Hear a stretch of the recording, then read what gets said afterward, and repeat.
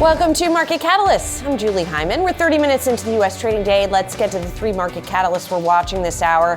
We'll preview what to watch from Alphabet and Amazon as investors gear up for more big tech earnings. Plus, we'll hone in on Uber and the threats that autonomous vehicles might pose to the ride-sharing company. And we'll hear from Pfizer CEO Albert Bourla as the company looks to enter the highly competitive weight loss drug market.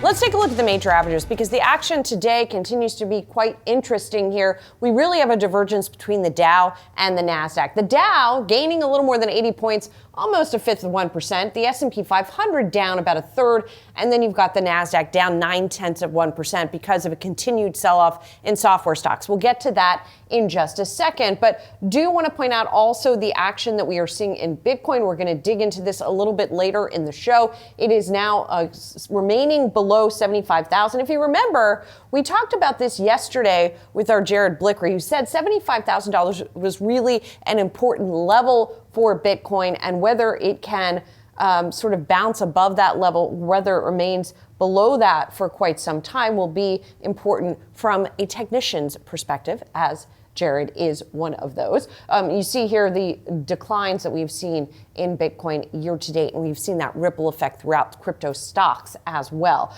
But talking about software and what we are seeing there. So here is a look at the software stocks today. And as you can see, not only is it mostly red on your screen, it is mostly dark red on your screen. So despite the selling that we saw yesterday in this group, we are continuing to see it today. And again, it doesn't seem to be on specific catalysts other than some new products that Anthropic is rolling out. It is more just this general malaise and concern that AI will be able to supplant at least some of the functionality and the ability of these companies to sell products. Here's a two-day look at many of these stocks. You can see the only one up in this software grouping, at least, is Cisco.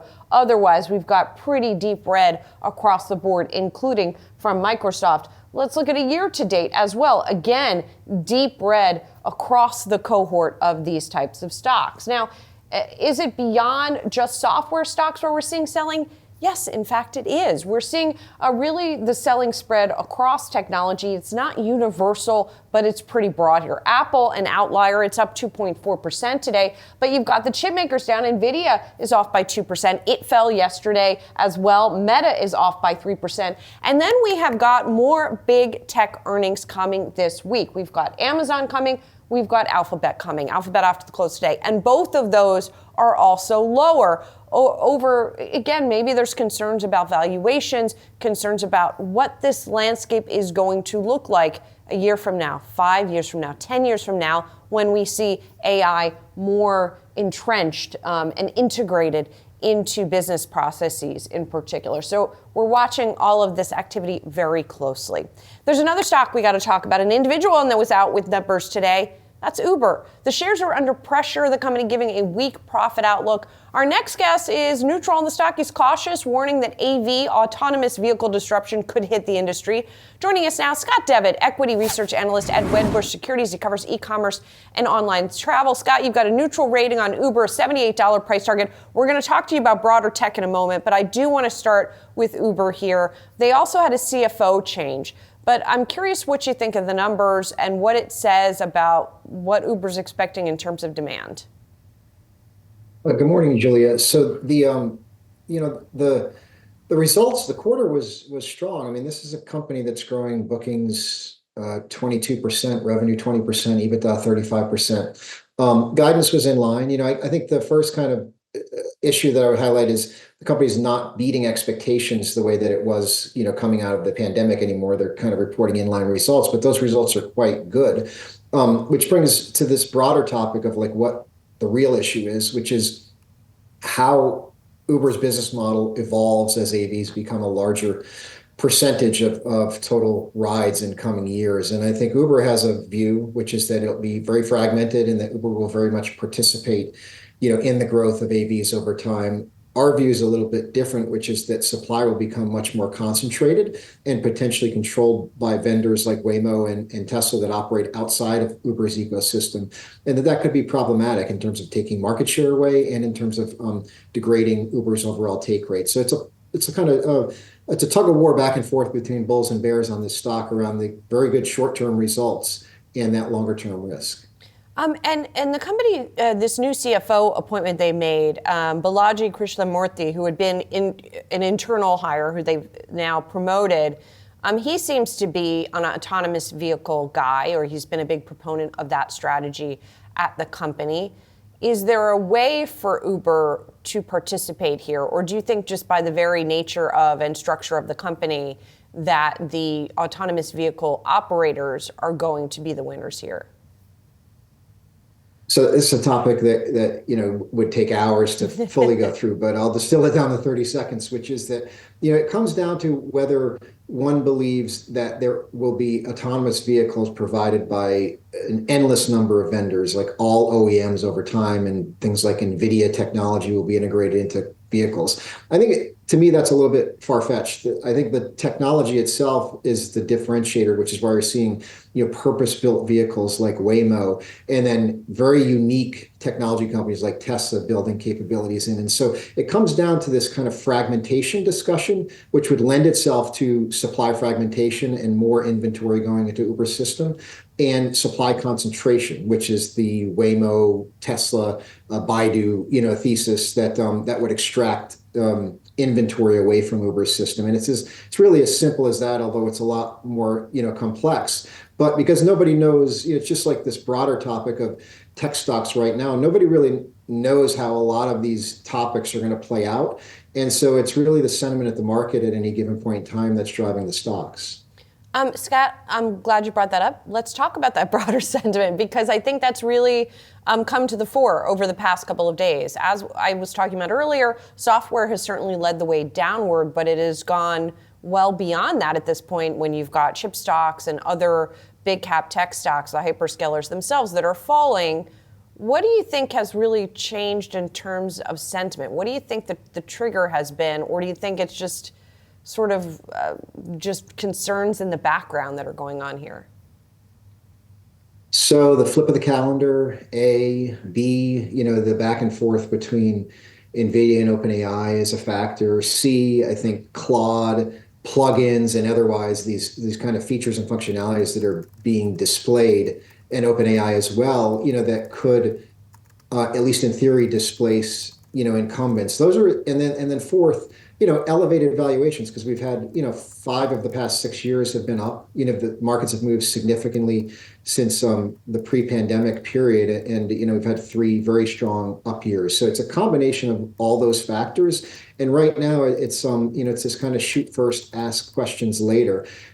Very similar to that window of time last year around DeepSeek and Liberation Day. The question here is this more sustainable, negative period ahead, or is this something that's going to pass, with better news on the AI front in coming months and quarters? And that remains to be seen.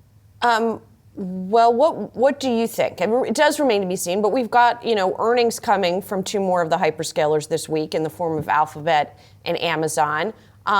It feels like a lot of these big tech earnings people have not been that excited about amidst this backdrop. Do you think they're going to sort of ride to the rescue here?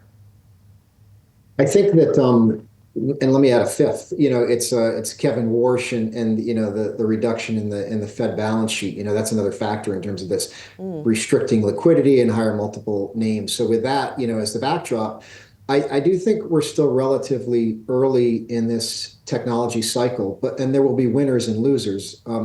But right now, I think what you're seeing is outside of semiconductors, kind of everyone's a loser, at the moment. All stocks are coming in equally. And the reality is going to be that I think there's more legs to this cycle, but that there will be some companies that have outperformed in recent years that should have underperformed. And I think that parsing out period of everybody goes down at once right now is maybe a bit aggressive, but it'll be sorted out, in the coming 1 to 2 years as this AI cycle continues to play out. So I'm quite constructive and favorable on the good, high quality companies, most notably, names like Alphabet that reports tonight and Amazon tomorrow night. Let's dig into Alphabet a little bit more here, because It has been such a remarkable turnaround in the stock itself and perception of the stock, right? That it was viewed as sort of an also-ran in the AI race and now is viewed as a leader, if not the leader. Do you think that that is justified? And what does Alphabet need to say to sort of, solidify that? So the stock's gone up a lot in a short period of time as it's revalidated its competitive position, right? A leader or the leader. And I think it's certainly the leader in legacy search, and it's a leader in what's to come with AI search, right? But what, the stock was left for dead last year. The multiple from the bottoms effectively doubled. So the bar is higher now. So, I think business performance will be quite strong. Search business will be strong. The cloud business could grow up north of 40%. The question is with Alphabet, kind of what's priced in, how much of that good news is there? And I think the multiples elevated. Like our preference right now is for Meta over Alphabet because you're getting about 800 basis points more growth for about a 5 to 6 turn discount. But I still think Alphabet, justifies an overweight rating. It's just probably not going to be the best performer over the next 12 to 24 months because of that recent performance. And what about Amazon? Because we sort of forget it's the biggest one in terms of the cloud business, right? Because of everything, all the other noise that we've heard recently, and also because it has a pretty diverse business. So what do you think Amazon needs to achieve with this report? So we thought, Meta's setup was interesting going into this year because of the elevated expectations that they could kind of outgrow.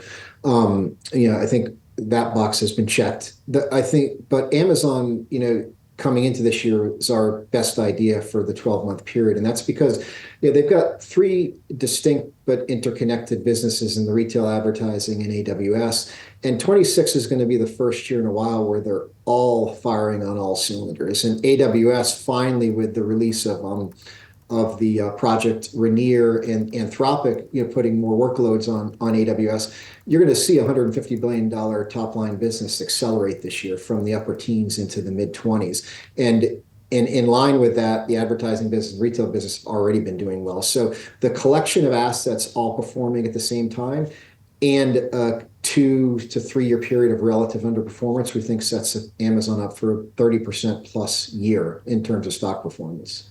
I'm looking forward to those numbers, Scott. Thank you so much. Good to talk to you. Thanks, Julie. Bye-bye. Bye.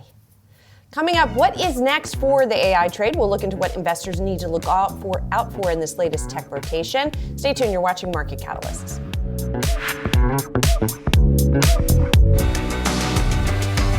Wall Street's software sell-off is further fueling investor uncertainty on how to play the AI trade. My next guess is adjacent companies that enable AI technologies will be next to benefit from a pivot.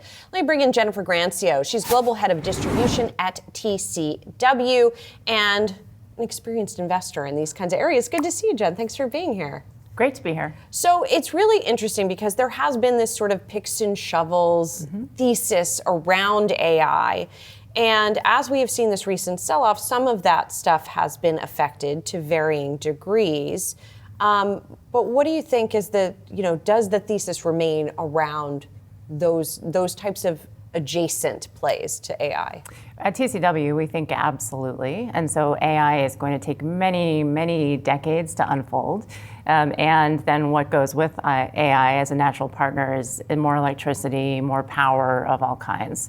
And so we are focused on 2 strategies at TCW, which we think are good complements to the index and some of the big names that you hold in the index. So from a power perspective, we run an ETF powered PWRD as the ticker, which is trying to solve the problem of we need all sources of power. We're investing trillions of dollars. We in the US are on track to use 20 or 30% more energy. So that's an adjacency to AI. So there are a lot of names and companies that are benefiting as we have to use more power and transmit it in different ways. And then in the AI space directly, we've been investing in AI for 8 years. We have the longest fund, used to be a fund, now it's an ETF, AI FD in that space. And we have some weight in the Mag 7 and the big names, but there are a lot of other interesting companies that are enablers. So just maybe to share a couple of examples, we hold a company that makes the lasers that you need to move information in fiber optic cables. We hold a company that connects data centers. And so as you're trying to move computer power around, it has a clever way to connect things and make them go faster. And then we own Vertiv still in the portfolio, which is a company that does cooling of data centers. And so if you think about the software companies and this huge volatility we see in the software companies, there are a lot of other companies that are enablers of this trend that are the leader in their field. And so from an investing perspective, there are companies that are appreciating a tremendous amount. So it seems as though the current concern is around, as I said, is sort of centered on software, but we have seen rolling waves of concerns around AI. And among other things, it's, can the spending keep up at the same pace, especially if a company like OpenAI is not getting a return on that investment? How has that, or could that affect some of these companies that are servicing an OpenAI data center with power or with lasers? Lumentum is the company you were talking about. Yes, exactly. Are there any concerns that there will be a considerable lumpiness in that spending as these various waves come and go? I think there will be volatility. I mean, we're seeing tremendous volatility, but so far we're seeing continued growth. And so we'll have these setbacks or moments where they're up 8% or they're down 10 or 20%, and there will be volatility in the enabling companies. But if you think about the value of an enabling company, and as we move through time, they're having huge price appreciation year on year. So we think of that as temporary volatility. And you can invest with a company like TCW where our active managers are managing that for you. So there will be periods of volatility. But as you move through time and you're looking at annual returns, you're getting the benefit of the enabler companies as well as software companies and companies that adopt AI first in their industries. On the power side, I thought something that happened earlier in the week that sort of was a little bit under the radar was Alphabet buying a wind and solar developer. And I think that's the first that we have seen a hyperscaler actually acquire that kind of thing. What is the power landscape going to look like going forward, right? Electricity seemingly feels like increasingly a scarce commodity in the US. Prices are going up for everybody, not just for data center providers. So how do you think about that and then invest in that? Yeah, it's a very broad trend because we are using more power. Electricity demand has been stable in the US for many years. We now, in under 5 years, it's going to go up by 20 or 30%. That's extraordinary. We can't meet that with kind of what we have online today. And so all of wind and solar, to the extent we can use that, natural gas, and using that in an efficient way, and then nuclear. You should be investing in all of that. Again, we're an active manager, so unless you know how to do that, you can invest with an active manager and be broad. And if you look at Powered, which is the ETF we run that gives you exposure to this theme on a very broad scale, we've added a lot of nuclear over the last couple of years because as it's been very clear, energy prices are going up, natural gas prices are up, nuclear prices are up, everything is up, and there's a demand for all kinds of energy. And we've had the administration state a goal of going from the 95 reactors we have in the US up to 400 in the coming years. That's an investment theme. We have that in the portfolio in Vistra, which does nuclear, and Talon Energy. And then we also have companies that benefit from that trend. So Mirion is an example of the best company on nuclear detection and safety. So as we see a rise in nuclear, you have the company that's the leader in safety, and they're benefiting as well. So it's a very broad opportunity in the public markets. Just like you have seen the waves in AI itself, you do have that backlash against those rising electricity prices. I don't know, I'm not smart enough to know what we do about that, except just to your point, increase the availability. But are there any material risks to some of these companies from that backlash against higher power prices for individuals? I think that we need to watch it. I think we see regulation. There was a recent energy auction in the US where the price went up 10 times, but then it was capped. And so there are going to be affordability issues for individuals, and there will be, again, volatility in companies. From an investment perspective, we would suggest, again, work with an active manager. You can come into Powered with TCW, or a strategy where the active manager is trying to watch the interconnectedness of the volatility of these enabler companies. Jennifer, great to see you. Thanks for coming in. Appreciate it. Coming up, we've got the top analyst calls on Wall Street and a look at some of today's trending tickers. Stay tuned. You're watching Market Catalyst.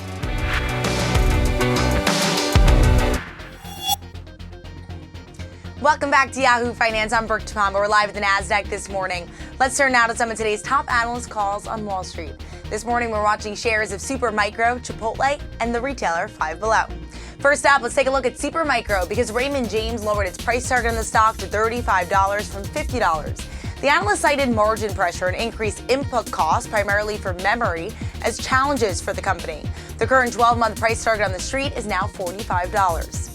Next up, let's take a look at Chipotle. Stifel cut its price target on the stock to $45 from $50. And this comes on Tuesday, after market close, the burrito chain reported a same-store sales decline in the fourth quarter and told investors it expects sales growth to be flat in 2026. Now, the analyst said it views that as more realistic rather than conservative. The current 12-month average price target on the street is now at $44, and the street is still mostly bullish on the burrito chain with 27 buys and 13 holds, no sells. And last up, let's take a look at off-price retailer Five Below. Bank of America upgraded the stock to buy, citing new leaders, including a CEO in late 2024. And actually, get this, that's Winnie Park, and she's the former CEO of the now closed Forever 21. In addition to that, Five Below also named a new CFO and Chief Merchant Officer in October of last year. Plus, the analyst said it's now focused on kids and millennial moms compared to preteens and teens. The street is mixed with 16 buys, 10 holds, and 1 sell rating as of now. But keep it right here on Yahoo Finance. We'll be tracking all the latest market moves and top calls throughout the trading session.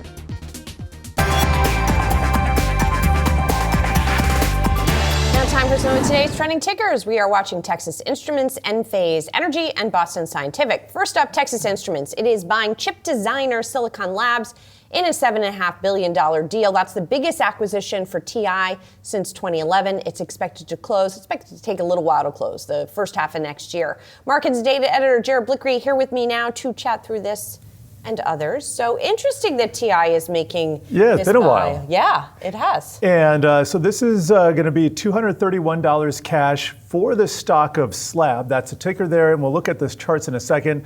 Pitch from Texas Instruments seems to be this is going to deepen their embedded plus wireless connectivity footprint, bringing the smart home, industrial automation, medical power, all that together. Slab focuses on connected device chips, which is in secure wireless plus mixed signal. They're used in smart home gear, metering, industrial equipment.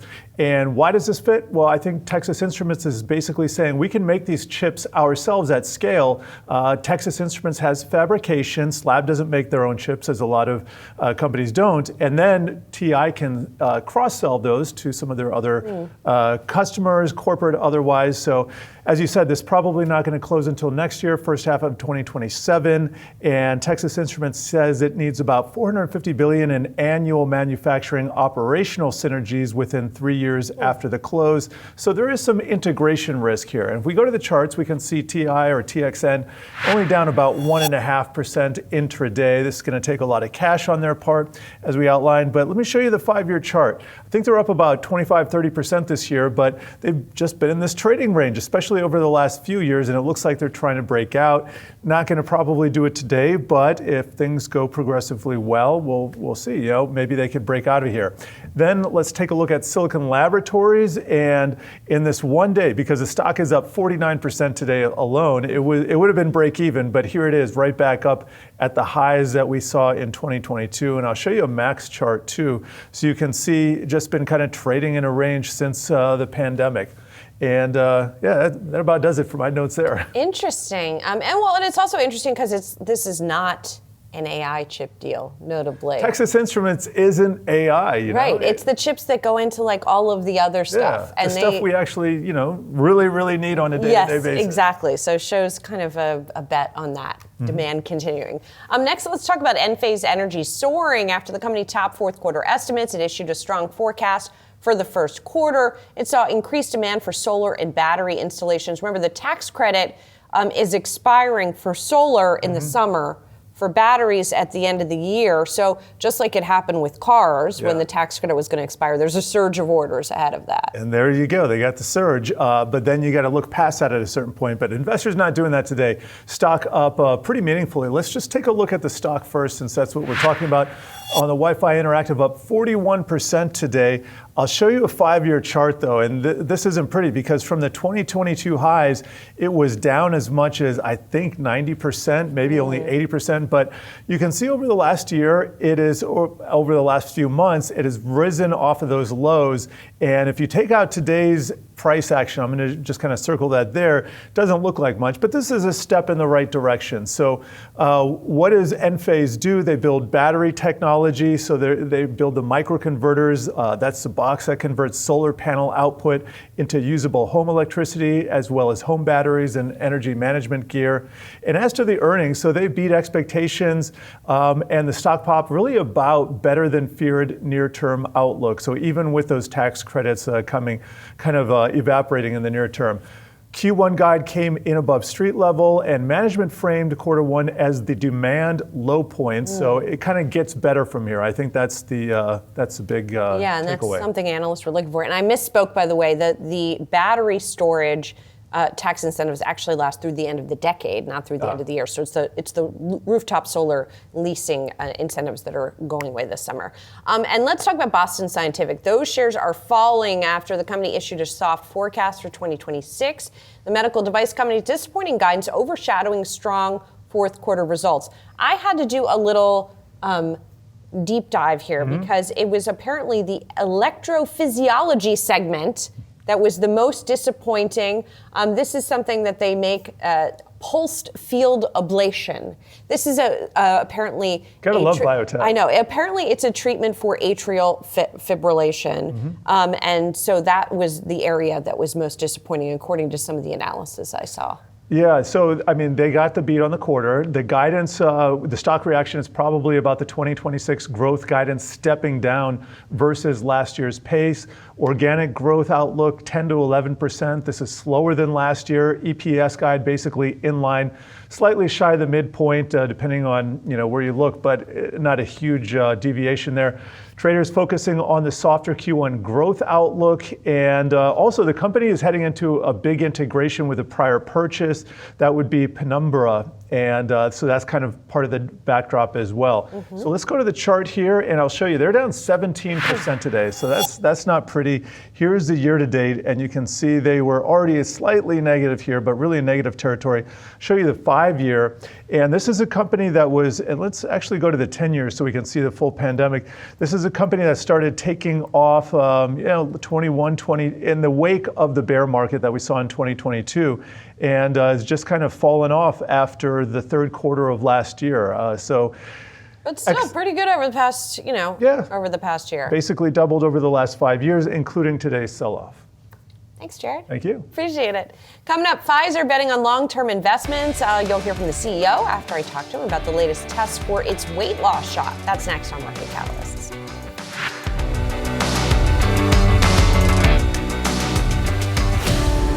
Pfizer is defending its long-term growth strategy as investors zero in on obesity drugs. I spoke to the Pfizer CEO to talk about the path forward. Convenience is very important, but I don't think that the efficacy of the product will be lesser than other products. Keep in mind that what we saw, it is the low and moderate dose, the middle dose. This is compared to the highest dose of other companies. The highest dose of us, which is the 9.6 milligrams, is going to be tested now in the phase 3, and already we started testing it in our weekly study, but it is ongoing, as 2.4 milligrams per week, so times 4, 9.6. So this, I think, will exceed, according to our modeling, which we presented today in our presentation, very accurate modeling that predicts that the weight loss at week 28 of the high dose will be higher than anybody else's. At the same time, it's still a little ways away from coming to market. I believe 2028 is what you all are targeting? Yes. So you have that, you have the oral medication you acquired through a Chinese company that I believe is in phase 1 trials. So how do you think about these obesity products sort of addressing the mid to longer term growth needs of the company, since it's going to be a while till they come to market? The obesity market, I think, just started opening, and we are now almost at the end of the beginning. There is significant still unmet medical need, despite the fact that the GLP-1 medicines have been extremely well received. Still, there are side effects. Keep in mind that 40-50% of people discontinue after a year. Actually, in elderly population, above 65, that number is much higher. And also, there is the muscle loss. So there are a lot of solutions, I think, that will come that will bring better tolerability, more convenience. And I think that's what we are aiming to do. The more convenience is very obvious because all our medicines are based on a peptide platform that will be a monthly platform. I'm not talking only about the GLP-1 that you just saw, but also the amylin that is coming following that will be combined, the two, as a monthly product, hopefully. But also, there is another one, GLP-1, that we are testing, which is 3 months, every 3 months. So we will resolve that issue. Then the combination progress will resolve the issue of the tolerability. The amylin and GLP-1, hope that will have very, very high, much better efficacy, synergistic efficacy than the two of them alone, and with good tolerability profile. And more importantly, the addition of the GIPR, which is another molecule that we have, small and large, will reduce significant increase significant the tolerability, will reduce the side effects. So we have a very complete portfolio of injectables, monthly, maybe every 3 months, amylin and peptides. We have oral peptides, amylin and GLP-1, and we have small molecules, GLP-1 and GIPR. So with that highly differentiated portfolio and with the Pfizer muscle behind it, we aim to play a leading role once we introduce our product into the market. So that gives you the confidence that you will be able to compete with the products that are already on the market and will have been on the market for quite a while by the time you all come to market. This is exactly what I said. I'm very cognizant that I'm talking about two wonderful companies that are very good. They have good pipelines and they are ahead of us. But we are Pfizer. And we have shown to the world what we can do. And this portfolio is highly differentiated. So I think we are all in and we plan to lead that sector. Obviously, the market is very interested, some would say fixated on the obesity market right now. It is obviously a big market, but you guys have a lot of other drugs in the pipeline. It's not just obesity. And I'm curious where else you see the biggest opportunities that you would want to highlight to investors. Clearly, in oncology, the acquisition of Seagen was transformational for us. And we have right now not only the current products in the market that we have released new data and to expect to grow significantly, but also we are running studies, phase 3 studies that will start reading out this year. The most impactful of the new generation of products, which is the SV that goes against lung cancer, is now tested and we will release data in second line plus as monotherapy, and then next year we will release data in first line lung cancer, which is much bigger population, in combination with Pembro. So oncology, I think, is clearly the crown jewel that is delivering and will continue delivering. In oncology, we have in the breast cancer the leading product, but also we are coming now with the CDK4 and CAT6 that will create a life cycle continuation. In prostate cancer, but again, we are the leaders with Xtandi. We are coming with a new generation that enhances the efficacy of Xtandi, and that comes again this year, the results. And so the pipeline, I'm very, very confident, and also this year is where we have the catalysts. But also I want to emphasize, if you don't mind, the performance. The quarter was stellar. In this quarter, we had the lowest ever COVID season. The reason for that is that the strain that is circulating right now, the dominant strain, is antigenically very similar to what was last year. As a result, this year we have very mild symptoms of the COVID. So as a result, we have very low COVID sales. Despite that, we significantly exceeded the sales expectation and the EPS expectations because we did so well with everything else.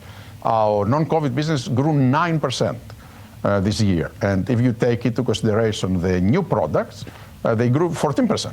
So I'm very, very confident that this year this portfolio will perform extremely well. Let's talk about that portfolio as well going into the future, because investors are always looking ahead. As you mentioned, your legacy products performed very well last quarter and last year. But when we talk about Eliquis, it loses exclusivity in 2028. So does Vyndaqel. So we're talking about together about $10 billion or so in revenue. As you talked about that pipeline. So do the math for me on how, you've got that loss of exclusivity, how the new products that are coming will make up for that loss of exclusivity. Of course, I will do it immediately. Keep in mind that the new products, this year they had $10 billion of revenues, growing 14%. And that enters into next year, and I hope we will achieve same, and actually I hope we will achieve even higher dose. So they are growing as the LOEs are coming, the loss of exclusivities are coming.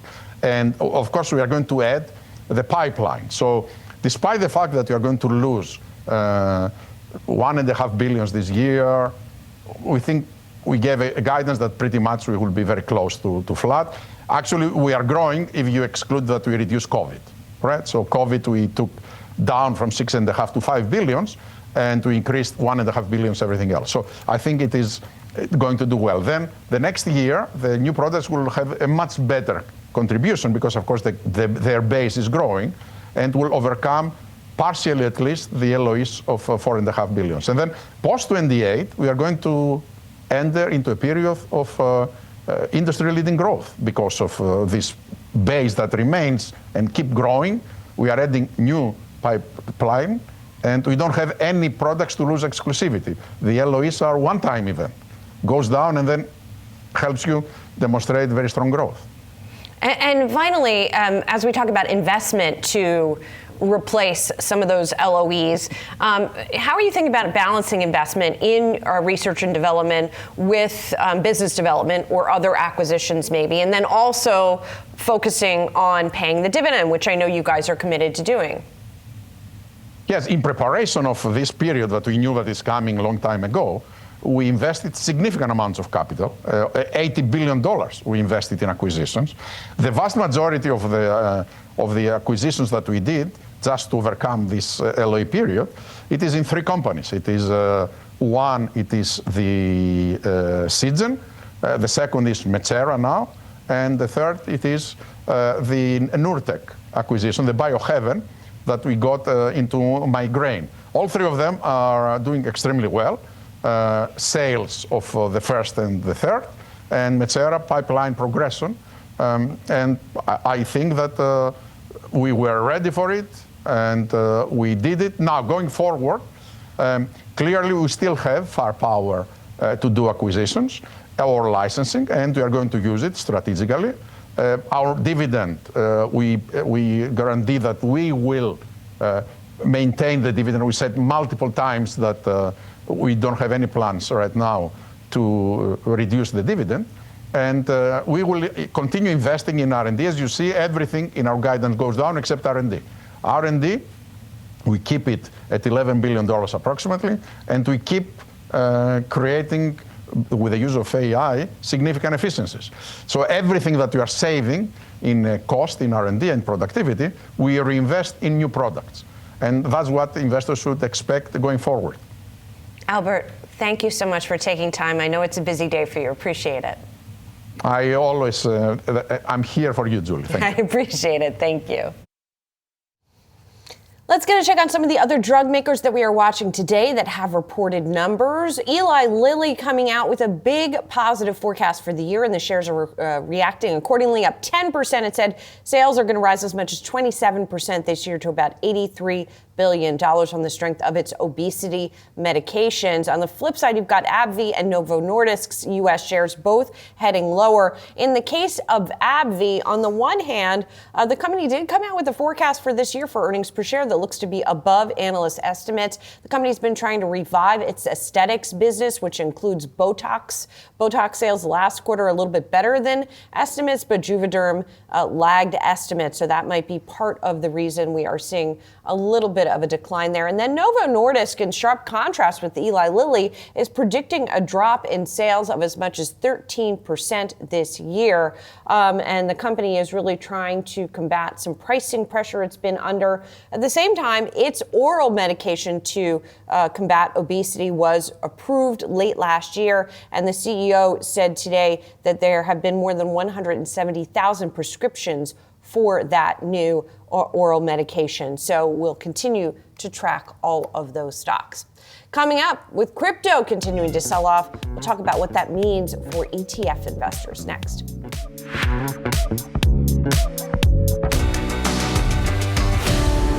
Bitcoin hovering around $75,000 this morning after falling to its lowest point since President Trump was elected. Overall, the cryptocurrency down about 40% since hitting its last record high in October.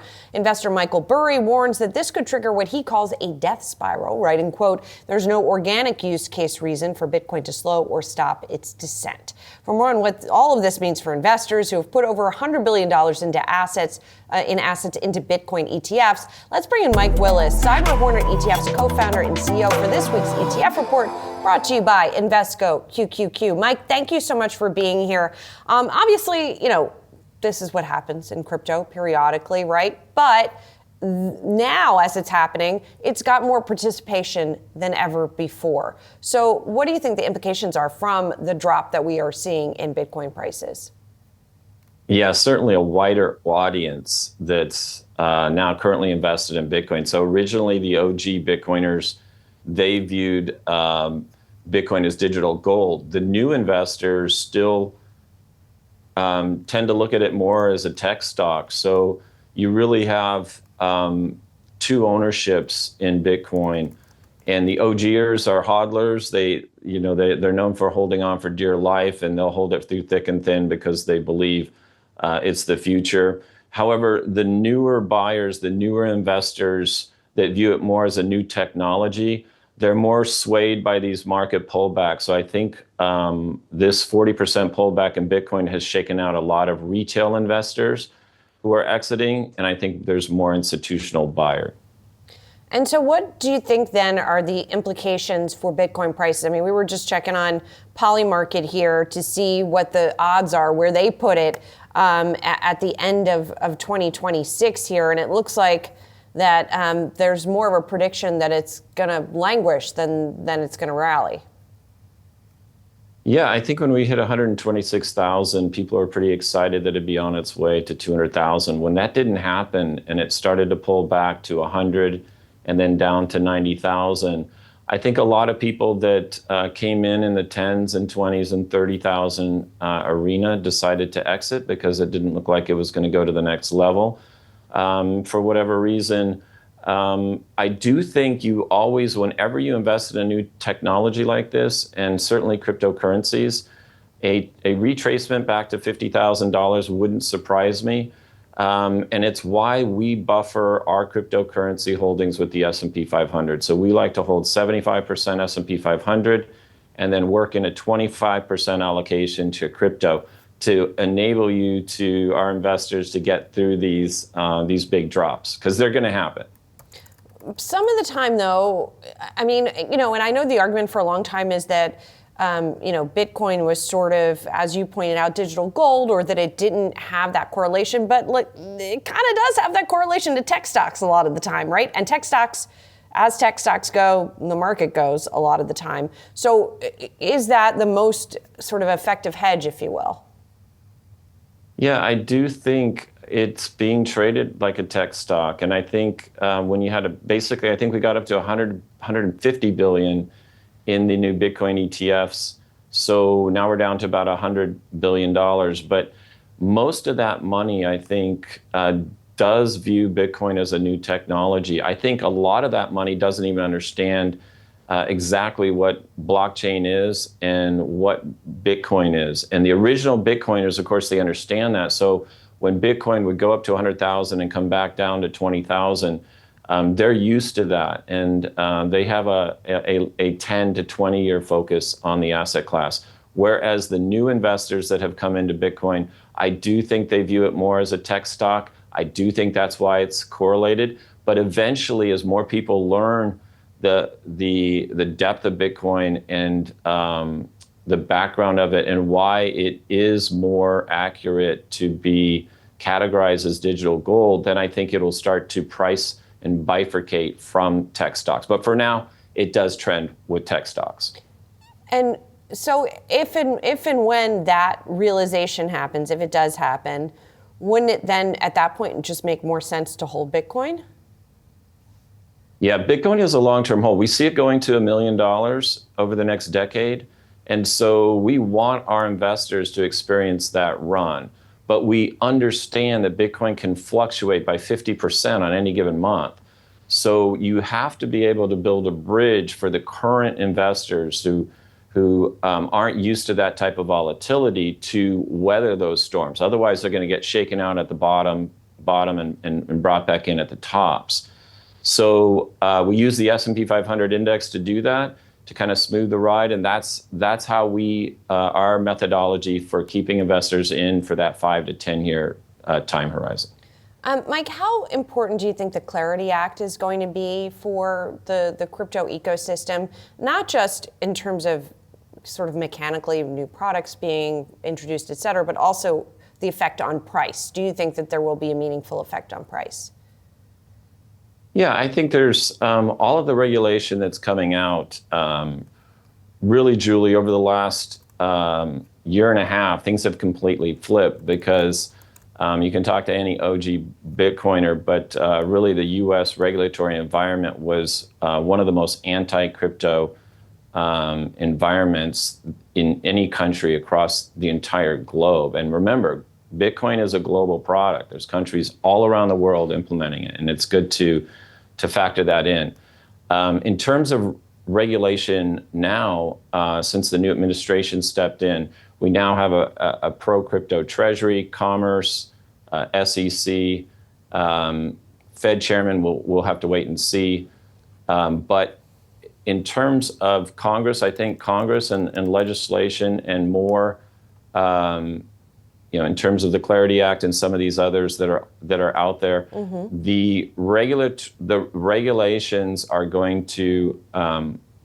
It's part of the adoption, the mass adoption of a new technology, and I think it has to happen. And even moving the SEC regulation more over to the CFTC, the Commodities Futures Trading Commission, because they're viewing it more as a commodity, is also a good step.